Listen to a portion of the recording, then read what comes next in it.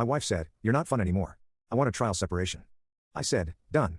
Then I began the methodical process of separating our lives. Weeks later, her new life crashed down in panic. I'm 42, male, a data analyst. My life is built on logic, unpredictable patterns, and calculated outcomes.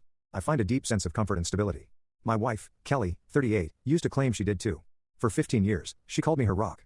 That was my role. I provided, I supported, I maintained the steady, predictable rhythm of our life so she could pursue an ever-changing series of passions. First, a pottery business that hemorrhaged money, then becoming a part-time yoga instructor. I paid the mortgage, handled the investments, managed the health insurance. I saw it as a partnership. My role was to build the ship, hers was to be the sail. Last Thursday, she decided the ship was a prison. She sat me down in our living room, the one she'd had professionally redecorated in calming neutral tones last fall. She wouldn't meet my eyes, focusing instead on a decorative vase that cost more than my first car. "Peter," she started, her voice adopting a soft, therapeutic cadence that always signaled an incoming emotional missile, "I need some space. I feel like I'm losing myself, you know." I didn't respond. I waited. The preamble is for the speaker's comfort, not the listener's. "You're a good man," she continued, a verbal pat on the head, "a wonderful provider, but you're not fun anymore. We're not fun. Everything is so planned, so safe. I need to feel alive again. I need to find my own path." I stared at the expensive, non-structural wooden beam she'd insisted we install over the media center. It had cost me my entire annual bonus, a monument to aesthetics over function. In that moment, watching her talk about fun in the very lap of the security I'd spent my adult life building, something didn't break in me. It calcified all the little dissonant data points, the secretive, giggly texting at all hours, the new expensive workout clothes from brands I'd never heard of, the sudden intense reverence for a spiritual guru named Zachary who also happened to be her new tennis partner. They all snapped from a random scatter plot into a perfectly linear regression. The conclusion was obvious and devastating. I looked at her, really looked at her, as if for the first time in years. Her $200 leggings, the fresh manicure on the hand that hadn't worn a wedding ring in 2 weeks because it interfered with her energy flow. She was waiting for me to beg, to promise more excitement, to book a trip to Bali, to become someone I'm not. "Done," I said. The word was a stone thrown into a still pond. It wasn't the reaction her script called for. Her brow furrowed. "Done? Just like that? You're not even going to fight for us?" "You just told me you want a trial separation," I replied, my voice chillingly level. "I'm agreeing to your terms.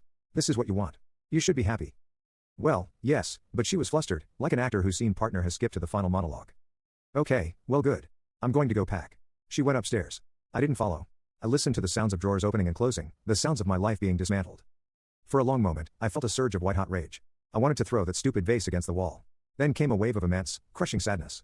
I thought about the girl I married, the one who was thrilled to eat cheap pizza on the bare floor of our first tiny apartment. Where did she go? I let myself feel it all for about an hour, the anger, the grief. I let it wash over me and then I let it pass. What was left was a cold, hard clarity. This wasn't a trial. This was an ambush. And I would not be its victim. I pulled out my phone. My mind was already working. A separation is a legal event. It has rules. It has consequences. She wanted a new life. I would simply facilitate its authentic beginning. My first call wasn't to a bank. It was to a highly recommended family law attorney, Victoria. I got her voicemail, left a concise message, and received an email a half hour later to schedule a consultation for the next morning. The next day, after a sleepless night, I sat in Victoria's office. I explained the situation. She listened intently, her face impassive. When I finished, she gave me clear, methodical advice, not for revenge, but for protection. "The moment of separation is a critical legal marker, Peter," she said. "Your actions from this point forward must be transparent and defensible." Guided by her counsel, I spent the rest of that Friday taking careful, deliberate steps. Financial separation. As advised, I opened a new individual checking account. I didn't drain the account she used, as that could be seen as financial abuse. Instead, I left a significant cushion, $4,000 in the old account to serve as a transitional buffer. I then transferred the remainder of the funds, my savings from my salary, to my new, secure account. I updated my direct deposit with HR to route all future paychecks to this new account. I documented the exact time and date of the transfer, noting it was post-separation credit disentanglement. I am the primary holder on our main credit card. Kelly was a supplementary user. I called the company, informed them of our legal separation, and had her card immediately deactivated. I assumed responsibility for the full outstanding balance, nearly $8,000. It was a clean legal amputation. The benefits time bomb. I logged into my employer's HR portal and updated my marital status to legally separated. This triggered the qualifying life event. The system confirmed the change and informed me that spousal benefits for Kelly would be terminated effective the last day of the current month. It was June 15th. She had 15 days of coverage left. A notification regarding COBRA continuation coverage, the system noted, would be mailed to our home address within 10 business days. This was the most critical step. Her prescription for Maxalt, for her chronic migraines, costs over $600 a month out of pocket. Kelly came by Saturday to pick up more of her things. She was breezy, acting as if this was all a grand adventure. "Hope you're not too lonely rattling around in this big old house," she said with a pitying smile. "I'm managing," I said. "By the way, I've started the formal process. Just wanted you to know." "Process? What process?" she asked, distracted, looking at her phone. "The separation," I said. "Legal stuff. Lawyers. You'll probably want to talk to one." She just laughed. "Oh, Peter, so dramatic. It's a trial. We'll talk in a few weeks." She had no idea. She thought the Rock would just sit here waiting patiently while she went exploring. She was wrong. Update 1. It took about 5 days for the first tremors to hit her new reality.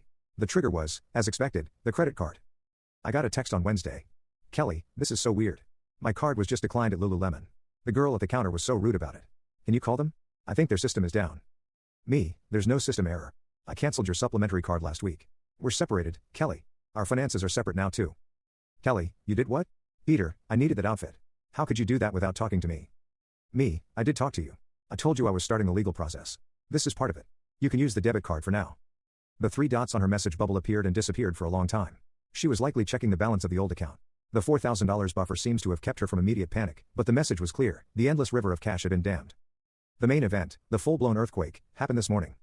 My doorbell rang at 9 a.m. on Saturday. It was Kelly, and she brought her mother, Joyce, for reinforcement. Joyce is a woman who believes Kelly's whims are divine proclamations and my purpose on earth is to fund them. Peter, I demand you explain this, Joyce commanded as she marched into my foyer. Kelly stood behind her, arms crossed, radiating self-righteous fury. You canceled her credit card? Are you trying to humiliate her? I'm establishing financial boundaries, which is standard procedure in a legal separation, I said calmly. Kelly finally exploded. Standard procedure? This isn't a business merger. This is my life. You're trying to control me, to punish me for wanting more than this boring, predictable life. I'm not punishing you, I said, my voice flat. I'm giving you exactly what you asked for. You wanted a different life. You wanted to be on your own path. I am simply letting you experience the full reality of that choice. The predictable life you find so boring also happened to pay for everything. I let that hang in the air for a moment before delivering the final. You can click on share and more to see if there is a part 2.